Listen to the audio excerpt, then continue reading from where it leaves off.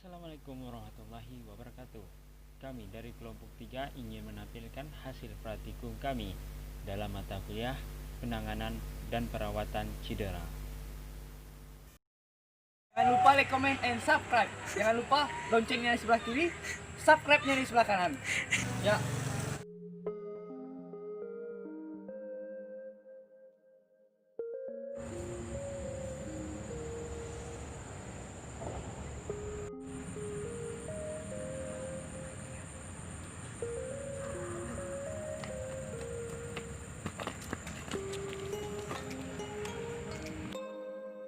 Aduh, tolong, sakit.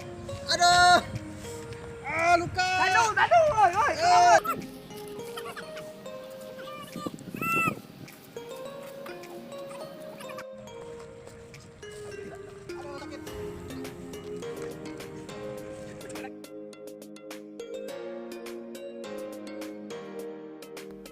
Yang pertama, cuci tangan terlebih dahulu. Lanjut kedua, lakukan penekanan pada luka. Dan yang ketiga, mengangkat area luka sedikit ke atas. Dan keempat, membersihkan luka. Dan yang kelima, tutup luka dengan perban atau kain kasar.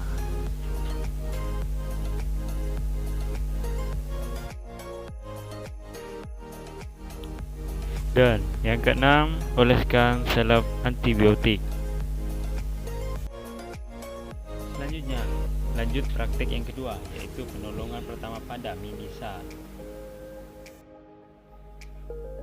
Yang pertama, pasien disuruh duduk tegak. Yang kedua, codokkan badan ke depan dan jepit hidungnya. Dan yang ketiga, kompreskan pangkal hidung dengan es batu.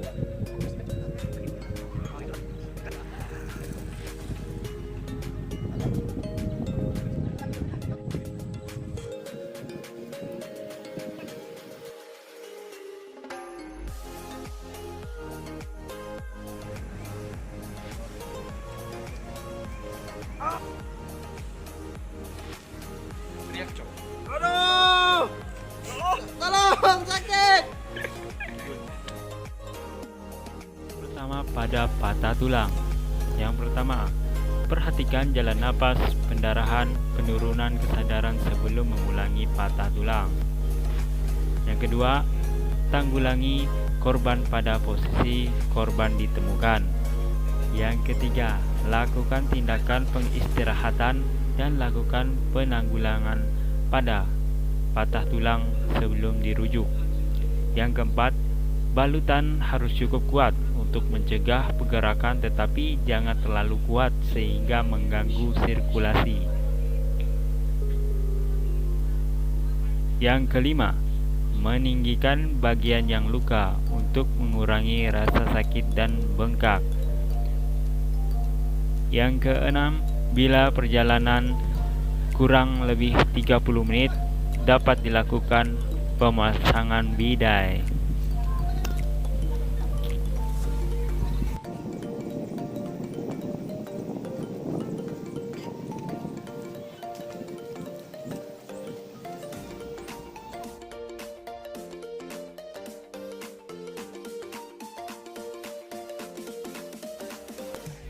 Pertolongan pertama, bantuan pernapasan. Untuk membantu memberikan urutan yang benar dalam pertolongan pernapasan, perlu diingat adalah DRCAB. Yang dimaksud DRCAB ialah danger, bahaya yang mengancam. Respon korban, dan ring telepon adalah minta bantuan medis. Airway, jalan pernapasan terbuka atau tidak.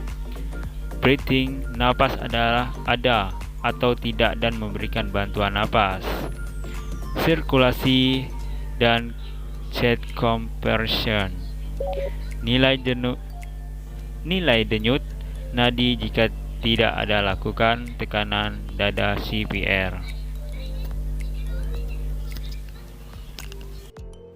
Teknik pernapasan bantuan. Yang pertama, jepit hidung. Yang kedua, ambil napas normal. Yang ketiga, cakup mulut korban dengan mulut. Yang keempat, tiup hingga dada korban naik. Yang kelima, lepaskan tiupan.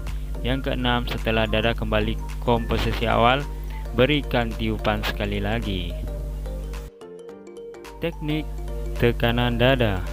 Yang pertama, korban harus berada di atas tempat yang rata dan keras. Lalu letakkan tumit satu tangan di tengah dada antara dua putik. Yang ketiga, letakkan tangan lain di atasnya. Yang keempat, kunci jari.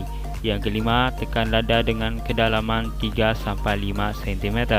Yang keenam, lakukan tekanan sebanyak 30 kali.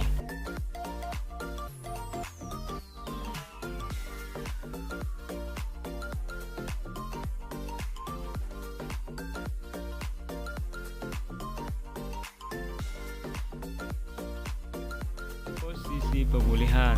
Setelah korban stabil serta ada nadi dan ada napas juga tidak memiliki cedera tulang belakang, ubah posisi korban menjadi referee position. Posisi pemulihan prinsipnya adalah dengan memanfaatkan gaya gravitasi bumi untuk membebaskan jalan napas dari sumbatan darah, muntahan, lidah, dan benda asing lainnya.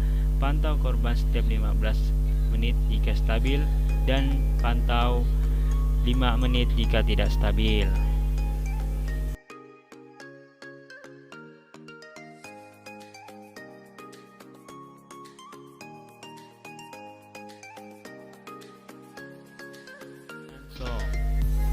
Anda selalu menganggap korban cedera atau sakit mengalami shock. Biarkan korban yang sadar menentukan posisi yang paling nyaman buat dia. Jangan pindahkan korban jika tidak diperlukan.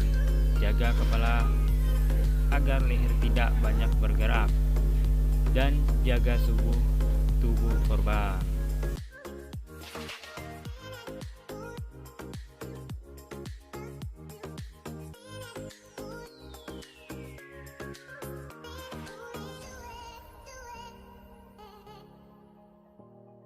Beberapa hal yang harus diperhatikan dalam penanganan sebagai berikut. Jangan tempelkan plaster perekat. Jangan oleskan lotion, zat atau lemak. Jangan pecahkan lepuh yang terjadi. Bersihkan luka yang kotor di bawah air bersih yang mengalir atau mencelupkan ke air yang dingin. Lepaskan cincin, jam tangan, pakaian sebelum terjadi pembengkakan. Dan balut daerah yang terbakar dengan pembalut yang bersih dan pembalut yang steril. Jangan gunakan kapas karena menyebabkan iritasi. Balut longgar untuk mengurangi tekanan pada luka. Tenangkan korban. Istirahatkan anggota gerak yang mengalami luka bakar.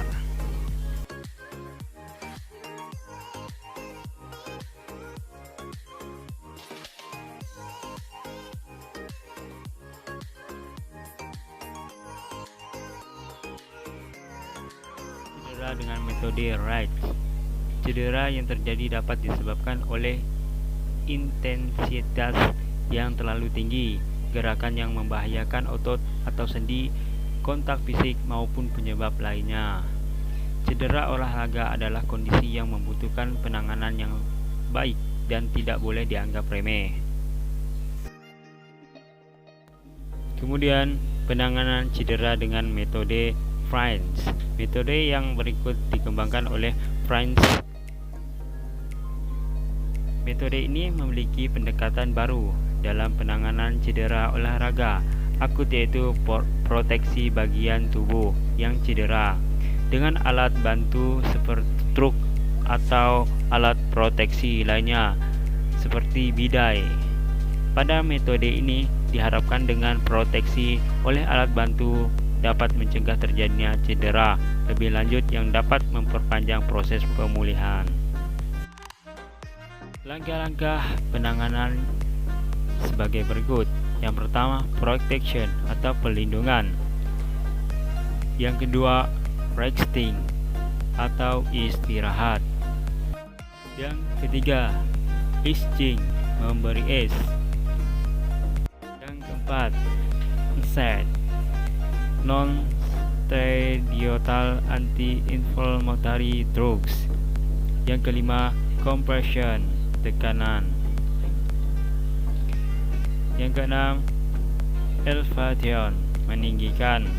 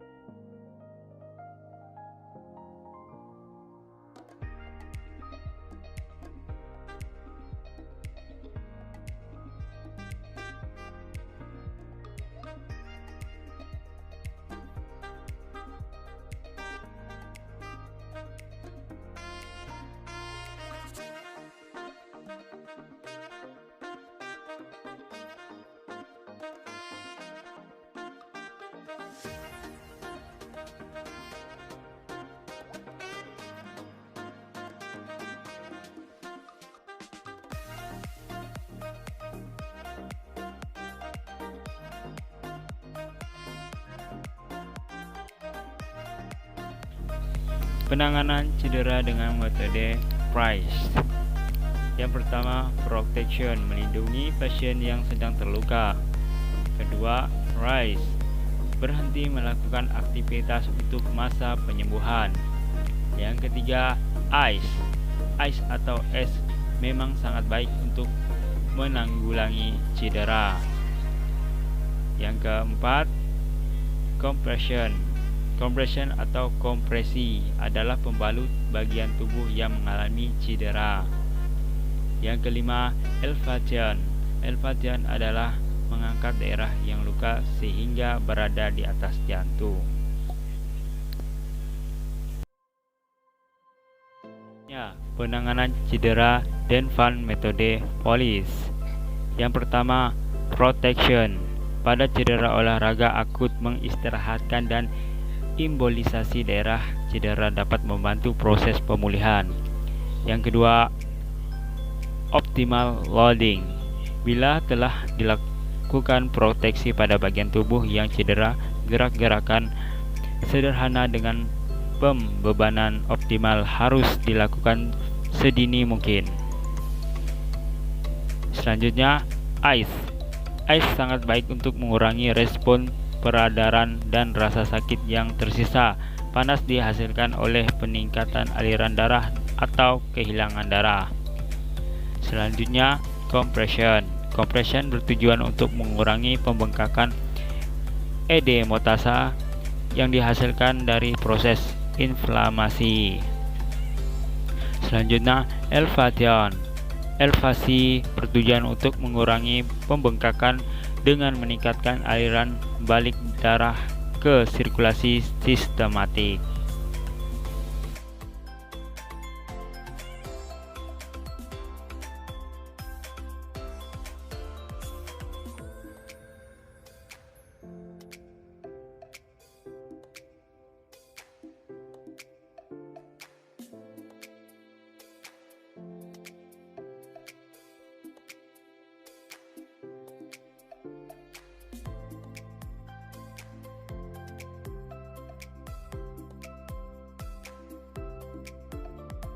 Cedera dengan metode patch and lock.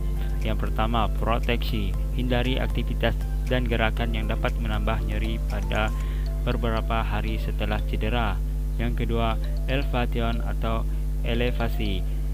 Mengangkat bagian tubuh yang cedera lebih tinggi dari posisi jantung seiring mungkin yang bisa dilakukan.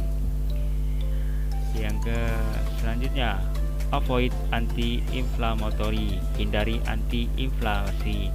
Hindari penggunaan obat anti-inflamasi dan kompres es karena dapat menghambat penyembuhan. Compression atau kompresi. Gunakan elastik, bandage atau thinner tape untuk mengurangi pembengkakan. Selanjutnya, edukasi. Memberikan edukasi kepada pasien untuk terlibat aktif dalam pemulihan dan hindari penggunaan modalitas pasif elektroterapi manual, terapi atau akupuntur secara berlebihan. Selanjutnya, loading, pembebanan. Lakukan pembebanan secara tahap dengan menggunakan toleransi nyeri sebagai petunjuk dosis. Optimis, kondisi pikiran untuk senantiasa berpikir positif dan percaya diri. Vascularization atau vaskularisasi. Lakukan latihan kardiovaskular untuk memperlancar peredaran darah. Yang selanjutnya, terakhir, latihan. Lakukan latihan seperti strength training dan perhatian untuk pemulihan.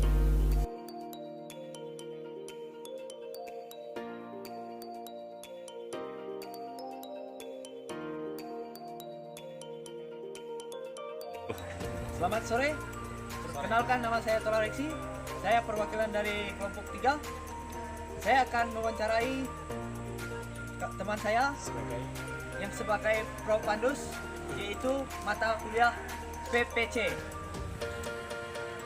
Saya akan memberi pertanyaan. Yang pertama, saya akan memberi pertanyaan. Bagaimana perasaan kamu saat ditangani oleh tim medis? Ya, yang pernah saya rasakan ketika saya cedera di bagian tubuh saya, pertolongan pertama dari tim medis, yang pertama-tama saya memang merasakan kesakitan, dan ketika mereka menangani saya dengan serius, saya bisa merasakan rileks dan nyaman ketika ditangani oleh para medis. Baik, saya akan memberi pertanyaan yang kedua. Bagaimana kondisi kamu saat ditangani oleh tim medis? Ya, kondisi saya pada saat itu memang lumayan cedera berat, patah tangan gara-gara tumbang. Terus memang pada saat itu saya merasakan jerit dan rasa tangis yang sangat luar biasa. Dan ketika pada saat itu saya ditangani oleh mereka, dan mereka bisa menangani saya dengan baik. Baik, saya akan memberi pertanyaan yang ketiga. Ini yang terakhir. Apa reaksi kamu saat menerima pertolongan pertama? Reaksi saya pada awalnya, saya tidak percaya mereka bisa menangis saya, tapi dengan penuh keyakinan saya percayakan mereka untuk menangani saya pada saat itu yang sedang cedera berat. Dan dengan pertolongan mereka, saya bisa sembuh secara perlahan-lahan. Ya. Ya, cukup sekian dan terima kasih atas presentasi kami pagi sore ini. Saya ucapkan Assalamualaikum warahmatullahi wabarakatuh. Selamat sore. Ya, cukup sekian dan terima kasih atas wawancara kami sore ini.